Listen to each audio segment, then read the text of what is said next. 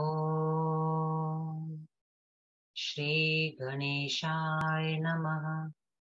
अथ तृतीयस्कन्धे द्वादशोऽध्यायः। राजोवाच वद यज्ञे विधिं सम्यग् देव्यास्तस्या समन्ततः श्रुत्वा करोम्यहं स्वामिन् यथा शक्तिः तन्द्रितः पूजाविधिं च मन्त्राश्च होमद्रव्यमसंशयम् ब्राह्मणाः कति सङ्ख्याश्च दक्षिणाश्च तथा पुनः। व्यासुवाच शृणु राजन् प्रवक्ष्यामि देव्या यज्ञं विधानतः त्रिविधं तु सदा ज्ञेयं विधिदृष्टेन कर्मणा सात्विकं राजसं चैव तामसं च तथा परम्। मुनीनां सात्विकं प्रोक्तं नृपाणां राजसं स्मृतं तामसं राक्षसानां वै ज्ञानितानां तु गुणाजितं विमुक्तानां ज्ञानमयं विस्तरात् प्रब्रवीमि ते देशः कालस्तथा द्रव्यं मन्त्राश्च ब्राह्मणास्तथा श्रद्धा च सात्विकी यत्र तं यज्ञं सात्विकं विदु द्रव्यशुद्धिक्रियाशूद्री मन्त्रशुद्धिश्च भूमिप भवेदति तथा पूर्णं फलं भवति नान्यथा अन्ययोपार्जितेनैव द्रव्येण सुकृतं कृतं न कीर्तिरिह लोके च परलोके च तत्फलम् तस्मान्न्यायार्जितेनैव कर्तव्यं सुकृतं सदा यशसे परलोकाय भवत्येव सुखाय च प्रत्यक्षं तव राजेन्द्रं पाण्डवैस्तु मखः कृतः राजसूयः क्रतुवरः समाप्तवरः दक्षिणः यत्र साक्षाद्धरिः कृष्णो यावेन्द्रो महामना ब्राह्मणा पूर्णविद्याश्च भारद्वाजादयस्तथा कृत्वा यज्ञं सुसम्पूर्णं मासमात्रेण पाण्डवै प्राप्तं महतरं कष्टं वनवासश्च दारुणः पीडनं चैव पाञ्चाल्यास्तथा धृते पराजयः वनवासो महत् कष्टं कक्कतं मखजं फलम् दासत्वं च विराटस्य कृतं सर्वे महामभि कीचकेन परिक्लिष्टा द्रौपदी च प्रमद्वरा आशीर्वादाद्विजातीनां कक्कता शुद्धचेतसाम् भक्तिर्वा वासुदेवस्य कक्कता तत्र सङ्कटे न रक्षिता तदा बाला केनापि द्रुपदात्मजा प्राप्तकेशग्रहाकाले साध्वी च वरवर्णिनी किमत्र चिन्तनीयं वै धर्मवैगुण्यकारणम् केशवे सति देवेशे धर्मपुत्रे युधिष्ठिरे भवितव्यमिति प्रोक्ते निष्फलः स्यात् दागमः। वेदमन्त्रास्तथा न्येय च वृथा स्युर्संशयम्। साधनं निष्फलं सर्वमुपाश्च निरर्थकः। भवितव्ये भवत्येव वचने प्रतिपादके। आगमोऽप्यर्थवादः स्यात् क्रिया सर्वा निरर्थका। स्वर्गार्थं च तपो व्यर्थं वर्णधर्मश्च वै तथा। सर्वं प्रमाणं व्यर्थं स्याद् भवितव्यकृतेरिति। उभयं चापि मन्तव्यं दैवं चोपाय एव च। कृते कर्मणि चेत् सिद्धिर्विपरीता यदा भवेत्। वैगुण्यं कल्पनीयं स्यात् प्राज्ञै पण्डितमौलिभिः। तत्कर्म बहुधा प्रोक्तं विद्भिः कर्मकारिभिः। कर्तृभेदान् मन्त्रभेदात् द्रव्यभेदात् तथा पुनः। यथा मग्वता पूर्वं विश्वरूपो वृतो गुरु। विपरीतं कृतं तेन कर्म मातृहिताय वै। देवेभ्यो दानवेभ्यस्तु स्वस्तीत्युक्त्वा पुनः पुनः। असुरा मातृपक्षीया कृतं तेषां च रक्षणम्। दैत्यान् दृष्टाति सन्पुष्टाश्च चुकोप मघवा तदा। शिरांसि तस्य वज्रेण चिच्छेद तरसा हरि। क्रिया वैगुण्यमन्त्रैव कर्तृभेदाद् संशयम्। नो चेत् पञ्चालराजेन रोषेणापि कृता क्रिया। भारद्वाज विनाशाय पुत्रस्योत्पादनाय च। धृष्टद्युम्नः समुत्पन्नो वेदी मध्याश्च द्रौपदी। पुरा दशरथेनापि पुत्रेष्टिस्तु कृता सदा। अपुत्रस्य सुतास्तस्य चत्वारः सम्प्रजगृहे। अतः क्रिया कृता युक्त्या सिद्धिदा सर्वथा भवेत्। अयुक्त्या विपरीता स्यात् सर्वथा नृपसत्तमा। पाण्डवानां यथा यज्ञे किञ्चिद्वैगुण्ययोगतः विपरीतं फलं प्राप्तं निर्जितास्ते दुरोदरे। सत्यवादी तथा राजन् धर्मपुत्रो युधिष्ठिरः। द्रौपदी च तथा साध्वी तथान्येऽप्यनुजा शुभा। कुद्रव्ययोगाद्रैव गुण्यं समुत्पन्नं मखेथवा। साभिमानैः कृताद्वापि दूषणं समुपस्थितम्। सात्विकस्तु महाराज दुर्लभो वै मखः स्मृतः। वैखानसमो नीनां हि विहितोऽसौ महामखः। सात्विकं भोजनं ये वै नित्यं कुर्वन्ति तापसा।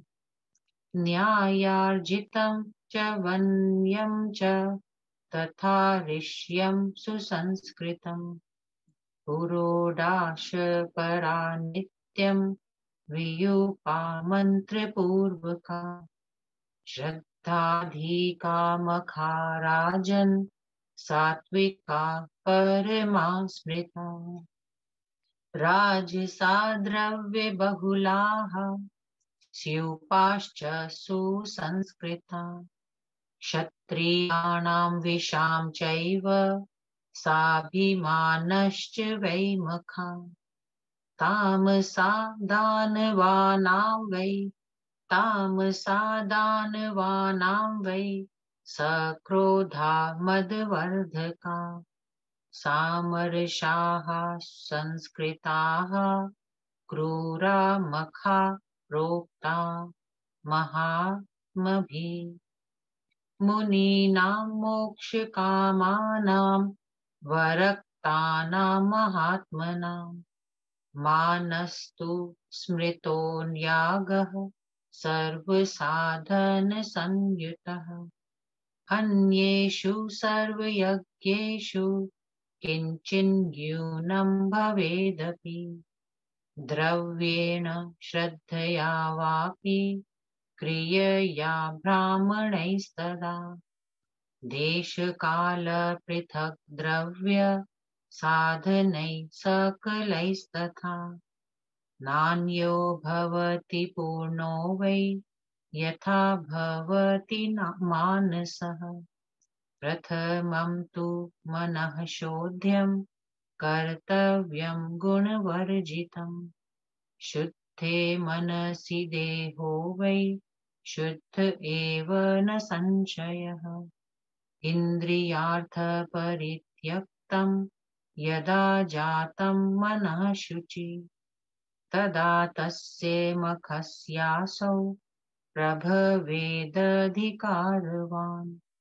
तदासौ मण्डपं कृत्वा बहुयोजनविस्तृतं स्तम्भैश्च विपुलैश्चलक्षणैः यज्ञिद्रुमसम्भवै वेदीं च विशदां तत्र मनसा परिकल्पये अग्नयोऽपि तथा स्थाप्य विधिवन्मनसा किल ब्राह्मणानां च वर्णं तथैव प्रतिपाद्य च ब्रह्मार्धयुस्तथा होता प्रस्तोता विधिपूर्वकम् उद्गता प्रतिहर्ता च संभयाश्चान्ये यथाविधि पूजनीया प्रयत्नेन मनसैव द्विजोत्तमा प्राणोपानस्तथा व्यानः समानो दान एव पावका पञ्च एवैते स्थाप्या वेधा विधानता गार्हपत्य तदा प्राणो अपानश्चाहवनीयकः दक्षिणाग्निस्तथा व्यानः समानश्चावसस्थयकः सभ्यो दानः स्मृता हेते पावका परमोत्कटा द्रव्यं च मनसा भाव्यं निर्गुणं परमं शुचि मन एव तदा होता यजमानस्तथैव तत् यज्ञाधिदेवता ब्रह्म निर्गुणं च सनातनं फलदा निर्गुणा शक्तिः सदा निर्वेददा शिवा ब्रह्मविद्याखिलाधारा व्याप्य सर्वत्र संस्थिता तदुद्देशेन तद्द्रव्यं पुनेत् प्राणाग्निषु द्विजः पश्चात्तितं निरालम्बं कृत्वा प्राणानपि प्रभो कुण्डलीमुखमार्गेण पुनेत् ब्रह्माणि शाश्वते स्वानुभूत्या स्वयं साक्षात् स्वात्मभूता महेश्वरीम् समाधिनैव योगेन ध्यायेश्चेत्स्य नाकुलः सर्वभूतस्थमात्मानं सर्वभूतानि चात्मनि यदा पश्यति भूतात्मा तदा पश्यति तां शिवाम् दृष्ट्वा तां ब्रह्मविभूयात् सच्चिदानन्दरूपिणीम् तदा मायादिकं सर्वं दग्धं भवति भूमिप प्रारब्धं कर्म मात्रं तु यावदेहं च तिष्ठति जीवन्मुक्तस्तदा जातो मृतो मोक्षमवाप्नुयात् कृत्कृत्यो भवेतात यो भजे जगदम्बिकाम् तस्मात् सर्वप्रयत्नेन ध्येये ध्येया श्रीभुवनेश्वरी श्रोतव्या चैव मन्तव्या गुरुवाक्यानुसारतः राजनैवं कृतो यज्ञो मोक्षदो नात्र संशयः अन्ये यज्ञा सकामास्तु भवन्ति प्रभवन्ति क्षयोन्मुखा अग्निष्टोमेव विधिवत्स स्वर्गकामो यजेदिति वेदानुशानं चैतत्त्व प्रवदन्ति मनीषिणः क्षिणे पुण्ये मृत्युलोकं विशन्ति च यथामति तस्मात् मानसः श्रेष्ठो यज्ञोऽप्यक्ष एव सः न राज्ञा साधितुं योग्यो मखोऽसौ जयमिच्छता तामस्तु कृतः पूर्वं सर्पयज्ञस्त्वयाधुना वैरं निर्वाहितं राजस्तक्षक्यस्य दुरात्मनः यत्कृते निहताः सर्वास्त्वयाग्नौ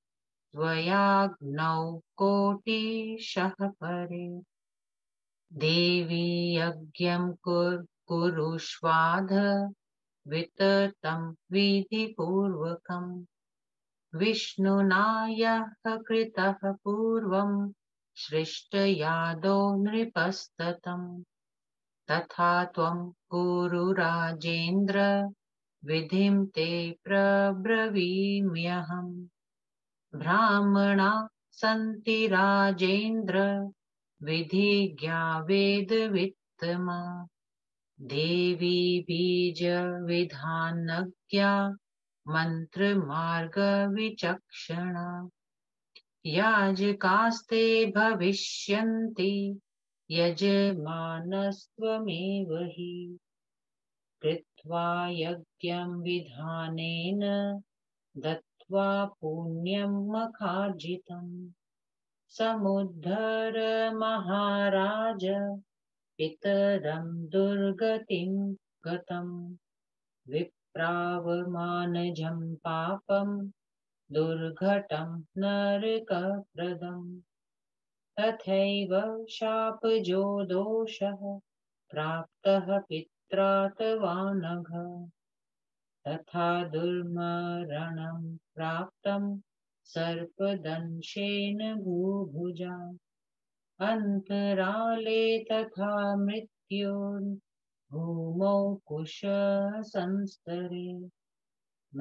सङ्ग्रामेण गङ्गायां स्नानदानादिवर्जितम् मरणं ते पितुस्तत्र सौधे जातं कुरुद्वहम् कृपणानि च सर्वाणि नरकस्य नृपोत्तम तत्रैकं कारणं तस्य न जातं चाति दुर्लभम्।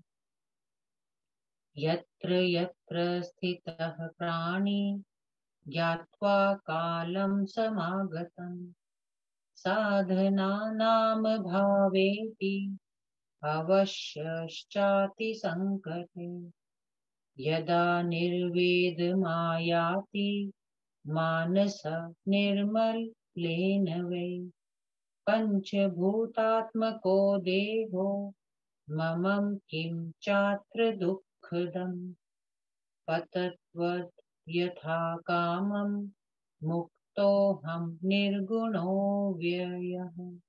नाशात्मकानि तत्त्वानि तत्र का परिदेवना। ब्रह्मैवाहं न संसारी सदा मुक्तः सनातनः। देहेन मम सम्बन्धः कर्मणा प्रतिपादितः। तानि सर्वाणि मुक्तानि शुभानि चेतराणि च मनुष्यदेहयोगेन सुखदुःखानुसाधना। विमुक्तोऽति भयाधोरादस्मात्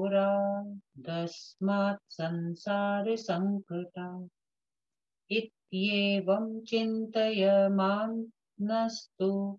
स्नानदानविवर्जितः मरणं चेदवाप्नोति स मुच्येत् दुःखतः।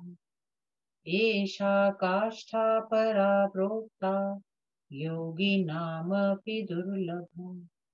पिता ते नृपशार्दूल श्रुत्वा शापं द्विजोदितं। देहे ममत्व कृत्वा न निर्वेदमवाप्तवान्। निरोगो मम देहोऽयं राज्यं निहतकण्टकम्। कथं जीवाम्यहं कामं मन्त्रज्ञानानयन्तु वै। औषधं मणिमन्त्रं च यन्त्रं परमकं तथा। आरोहणं तथा सौधे कृत्वा न नृपति सदा। न स्नानं न कृतं दानं न देव्याः स्मरणं कृतम्। न भूमौ शयनं चैव दैवं मत्वा परं तथा।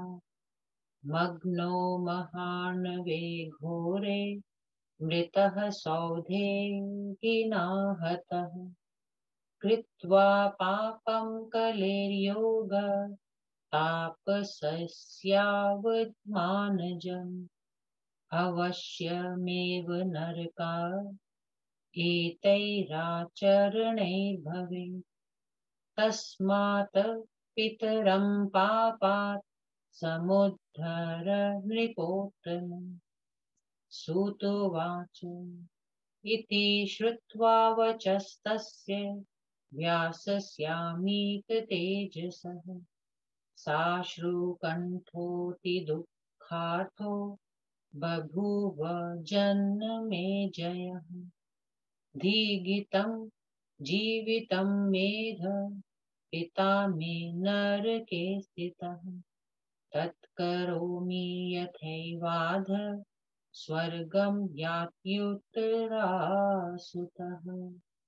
इति श्रीदेवी भागवते तृतीय स्कन्धे द्वादशोऽध्यायः।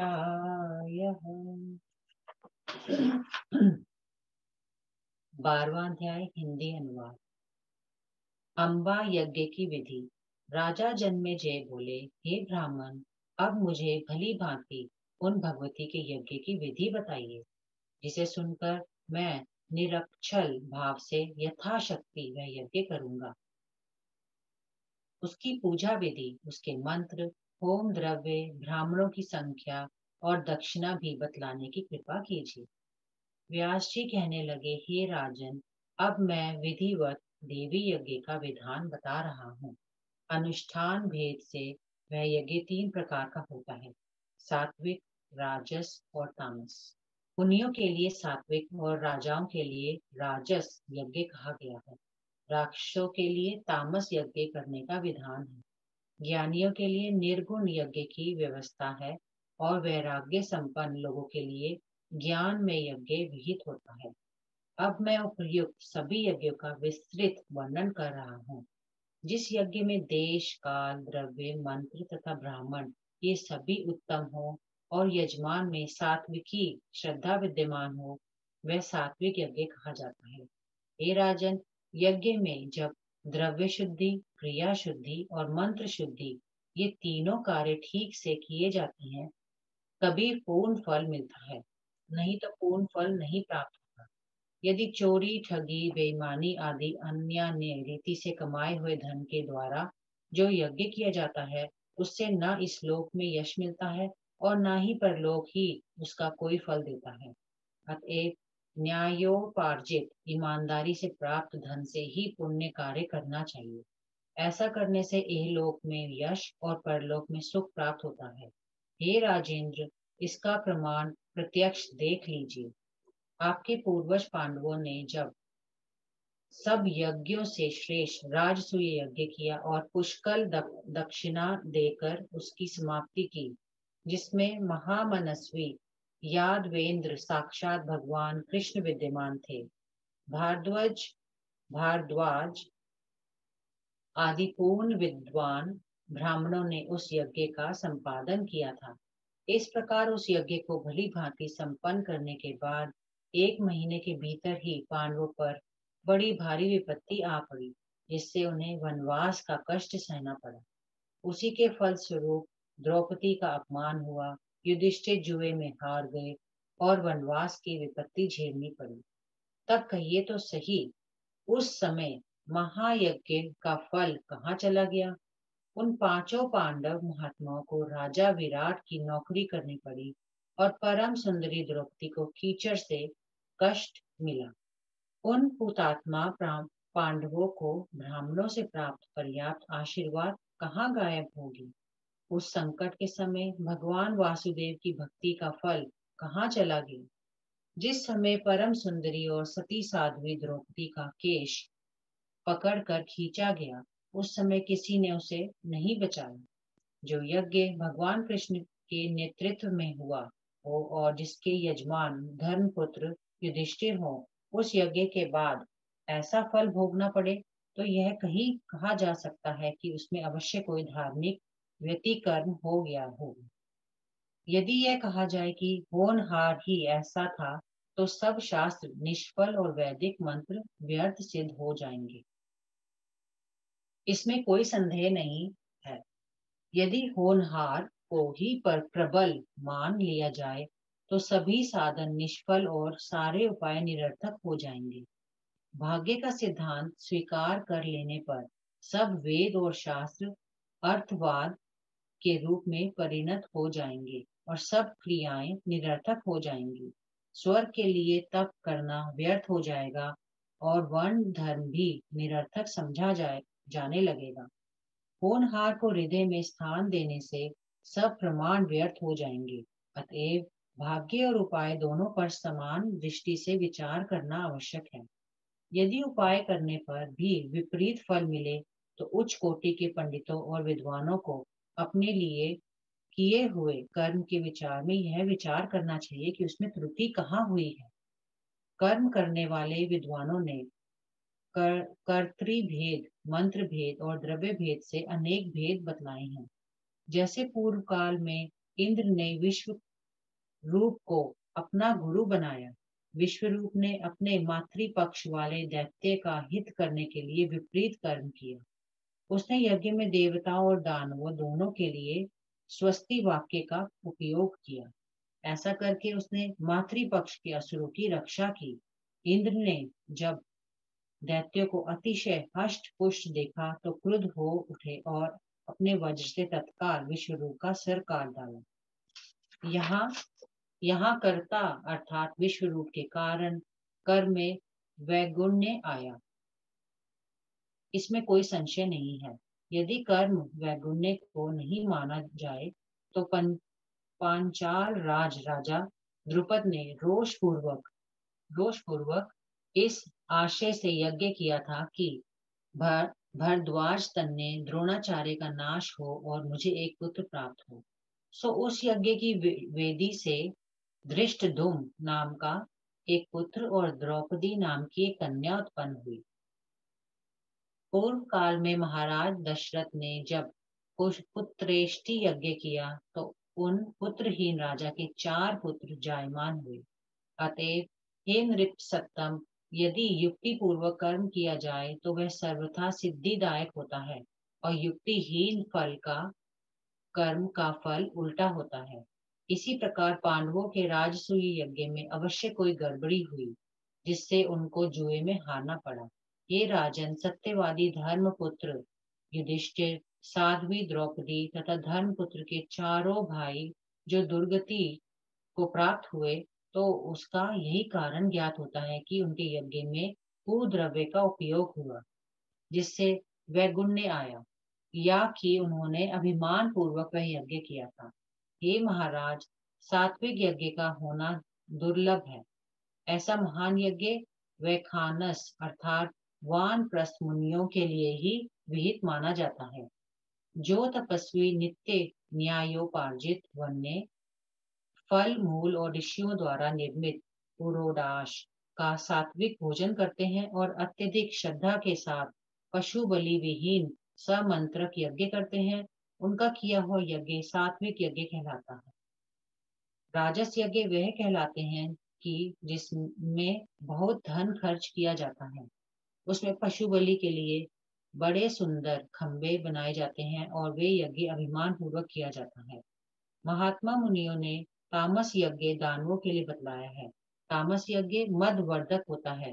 वे यज्ञ को पूर्वक किया जाता है क्योंकि वे अमर्ष के साथ होते हैं और बड़ी सज धज तथा क्रूरता के साथ किए जाते हैं। मोक्ष चाहने वाले मुनियों और विरक्त महात्माओं के लिए सभी साधनों से पूर्ण मानस यज्ञ का विधान किया गया है। अन्य सब यज्ञों में कुछ न्यूनता भी हो तो द्रव्य से, क्रम से, ब्राह्मणों से अथवा देश काल तथा द्रव्य के अन्य साधनों से इतनी अच्छी पूर्ति नहीं हो सकती जितनी कि इस मानस यज्ञ से हो सकती है। यह यज्ञ करने के लिए सर्वप्रथम मनः शुद्धि की आवश्यकता पड़ती है। मन के शुद्ध और निर्गुण हो जाने पर देह स्वतः शुद्ध हो जाती है, इसमें संदेह नहीं है। जब मन शुद्ध होगा, इंद्रियों के विषयों में रमण करना छोड़ देता है, तभी प्राणी इस मानस यज्ञ को करने का अधिकारी होता है। मनः शोधन के पश्चात मानस यज्ञ करने का इच्छुक प्राणी मन ही मन अनेक योजन विस्तृत बहुतेरे यज्ञ वृक्षों के खंबे से अलंकृत यज्ञ मंडल की रचना करे। मन ही मन खूब लंबी चौड़ी वेदी बनाए और उस पर मानसिक अग्नि की स्थापना करे। ब्राह्मणों का वरण भी मन से ही कल्पित करके ब्रह्मा, अध्वर्यु, होता, प्रस्तोता, उद्गाता, प्रतिहर्ता और सम्यकों की कल्पना करके मन से ही प्रयत्न पूर्वक उनका पूजन करें। प्राण, अपान, व्यान, समान और उदान, इन पांचों शारीरिक वायुओं की अग्नि से कल्पना करके उसी मनः कल्पित वेदी पर स्थापित करें। उन पांचों में प्राण वायु को गार्हपत्य अग्नि, अपान वायु को आहवनीयक, व्यान वायु को दक्षिणाग्नि, समान वायु को अवस्थय अग्नि और उदान वायु को सम्य के रूप में कल्पित करें। ये पांचों अग्नि बड़े उत्कृष्ट माने गए हैं। उसके लिए निर्दोष और परम पवित्र सामग्रियों की भी मानसिक कल्पना करें। इस यज्ञ में मन ही होता और मन ही यजमान बनता है। इस यज्ञ का अधिदेवता सनातन और निर्गुण ब्रह्म होता है, जो फलदायिनी, निर्गुणा, वैराग्यदायिनी, सदा कल्याणकारिणी ब्रह्म विद्या और समस्त विश्व की आधार स्वरूपा है और जो सब में व्याप्त होकर सर्वत्र विराजमान है। उसी जगदम्बा के प्रीत्यर्थ उन मनः कल्पित हवन सामग्रियों की अपने प्राण रूपी अग्नि में आहुति दें। हे महाराज, इस प्रकार मानस हवन करने के बाद अपने मन को विषय मुक्त करके कुंडलिनी के मुख मार्ग से सुषुम्ना रंध्र द्वारा उस प्राणाग्नि को भी शाश्वत अग्नि में होम दे। इस प्रकार प्राण के भी लय हो जाने पर समाधि की स्थिति आती है। इस स्थिति में देवी को अपने ही अभिन्न समझता हुआ साक्षात महेश्वरी देवी का शांत चित्त से ध्यान करें। ऐसा करने से साधक जब सब प्राणियों में अपने आप को और सबको अपने में विद्यमान देखने लगता है, तब उस भूतात्मा प्राणी को भगवती शिवा का दर्शन होता है। उस सच्चिदानंद रूपिणी भगवती का दर्शन पाकर वह ब्रह्म ज्ञानी हो जाता है। हे राजन, ब्रह्म ज्ञानी की सब माया में जल कर भस्म हो जाती है। केवल प्रारब्ध कर्म की देह स्थिति तक शेष रहता है। बाद में वह शीघ्र जीवन मुक्त हो जाता है। हे तात, जो प्राणी जगदम्बा का भजन करता है वह कृतकृत्य हो जाता है। अतएव गुरु के आदेशानुसार सभी उपायों द्वारा श्री भुवनेश्वरी देवी का ध्यान, श्रवण और मनन करना चाहिए। हे राजन, इस प्रकार किया हुआ मानस यज्ञ मोक्षदायक होता है, इसमें संशय नहीं है। और यज्ञ सकाम होने के कारण विनाशशील होते हैं। जो मनुष्य स्वर्ग प्राप्त करना चाहता हो वह विधिवत अग्निष्टोम यज्ञ करे। विद्वान मनीषियों का कथन है कि यदि यही वेदों की आज्ञा है, वे ही वे ही यह भी कहते हैं कि पुण्य समाप्त हो जाने पर दिवंगत प्राणी पुनः अपनी बुद्धि के अनुसार मृत्यु लोक में जाकर जन्म लेते हैं। अतएव मानस यज्ञ ही सर्वश्रेष्ठ यज्ञ है, क्योंकि उसका फल अविनाशी होता है। विजयाभिलाषी राजा इस मानस यज्ञ की साधना नहीं कर सकता। कुछ ही समय पूर्व आप तामस सर्प यज्ञ कर चुके हैं। हे राजन, आपने उसमें दुरात्मा तर्क से वैर का बदला चुकाया था, जिसमें अकेले तक्षक नाग से वैर होने के कारण आपने करोड़ों सर्पों को अग्नि कुंडों में झोंक दिया। हे नृपसत्तम, अब आप विधि के साथ वह विस्तृत देवी यज्ञ करिए जिसे पूर्व काल में सृष्टि के पहले विष्णु भगवान ने किया था। हे राजेंद्र, आप भी वैसा ही देवी यज्ञ करिए। उसकी विधि में आपको मैं बतलाता हूँ। हे नृपेंद्र, आपके यहाँ वेदज्ञों में श्रेष्ठ और विधि विधान के अभियज्ञ बहुतेरे ब्राह्मण हैं। वे देवी बीज के विधान से अभिज्ञ और मंत्र मार के धुरंधुर विद्वान हैं। वे आपके याजक होंगे और आप यजमान। सो आप वह देवी यज्ञ करके उससे प्राप्त फल अपने पिताजी का देकर उन्हें भ्रम शाप की दुर्गति से उबारिए। किसी ब्राह्मण के अपमान का पाप बड़ा भयानक और नरकदायक होता है। वे अनग आपके पिता को वैसा ही विप्र शाप का दोष प्राप्त हुआ था, जिसके कारण उन्हें सर्प के काटने से अकाल मृत्यु प्राप्त हुई। सो भी न भूमि में और न कुशासन पर बल्कि आकाश में उनका मरण हुआ। न तो शास्त्र धर्म के अनुसार रणभूमि में और न गंगा तट पर ही उनकी मृत्यु हुई, बल्कि एक बहुत ऊंची अटारी पर बिना कुछ दान पुण्य किए ही वे मर गए। हे सम्राट, उपर्युक्त सभी कारण नरक भेजने में सहायक होते हैं। इनमें से एक भी कारण ऐसा नहीं था कि जो उन्हें दुर्गति से बचा पाता, क्योंकि प्राणी चाहे जहां रहे, किंतु जब काल को समीप समझे तब साधनों के अभाव में अत्यधिक कष्ट के कारण बेबस हो जाए। साथ ही मन को सर्वथा निर्मल करके आत्मा में वैराग्य की भावना को प्रक्षय दे और सोचे ही शरीर तो पृथ्वी जल आदि पंच तत्वों द्वारा निर्मित एक दुखदाई पिंजरा है। मेरा इसमें क्या है? यह शरीर चाहे आज ही नष्ट हो जाए, क्योंकि मैं तो निर्गुण और अविनाशी हूँ और ये पंच तत्व नाशवान हैं। तब इनके जाने में मुझे क्या क्लेश? मैं तो सदा मुक्त और सनातन भ्रम हूँ। मैं कोई संसारी जीव नहीं हूँ। कर्म से निर्मित देह के साथ मेरा कोई संबंध नहीं है। शरीर के लिए हुए शुभ तथा अशुभ कार्यों से मुझे छुटकारा मिल गया। सुख दुख के साधन स्वरूप देह धारण करने के अत्यंत भयानक संसार संकट से मेरा पिंड छूट गया। यदि मन में ऐसी दिव्य भावनाएं उठ रही हों, तो स्नान दानहीन मृत्यु भी मुक्ति के रूप में परिणत हो जाती है और उसे फिर जन्म का संकट झेलना पड़ता है। लेकिन यह दिशा कठिन होने के कारण योगियों को भी दुर्लभ है। हे नृपति हे नृपति शार्दुल, आपके पिता ने उस ब्राह्मण का शाप सुन करके भी अपनी देह पर ममता की। वैराग्य भाव को प्रोत्साहन देने का कोई उपाय नहीं है, क्योंकि उन्हें मुक्ति नहीं मिल सकती। उनकी तो यह इच्छा थी कि मेरा शरीर सदा निरोग बना रहे और मैं चिरकाल तक अकंटक राज्य बन करता रहूं। उनकी यही लालसा थी कि मैं बहुत दिनों तक जीऊं। इसलिए उन्होंने मंत्रियों को आज्ञा दी कि सर्प विष उतारने का मंत्र जानने वालों को बुलाओ।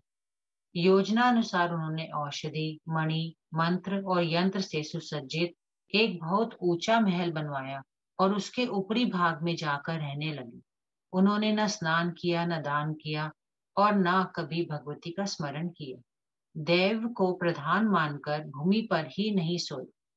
कली के संपर्क में आ जाने के कारण उन्हें एक तपस्वी के अपमान का पाप करना पड़ा, जिससे विषम मोह रूपी समुद्र में डूबकर अटारी के ऊपर सर्प के डसने से मरे। हे नृपोत्तम, ऐसा आचरण करने वाले को अवश्य नरकगामी होना पड़ता है। अतएव हे नृपोत्तम, आप अपने पिता का उस पाप से उद्धार कीजिए। सूत जी ने कहा कि अमित तेजस्वी व्यास जी के वचन सुनकर राजा जन्मेजय बहुत दुखी हुए और उनके नेत्रों से अश्रुधारा बहने लगी। उन्होंने कहा, मेरे जीवन को धिक्कार है। आज मेरे पिता नरक में पड़े हुए हैं। मैं अब ऐसा उपाय करूंगा कि जिससे महारानी उत्तरा के पुत्र राजा परीक्षित नरक से निकलकर स्वर्ग में चले जाएं। इति श्री देवी भागवते तृतीय स्कंदे भाषा टीकायां द्वादशो अध्यायः। ॐ ॐ श्री दुर्गा देव्यै नमः।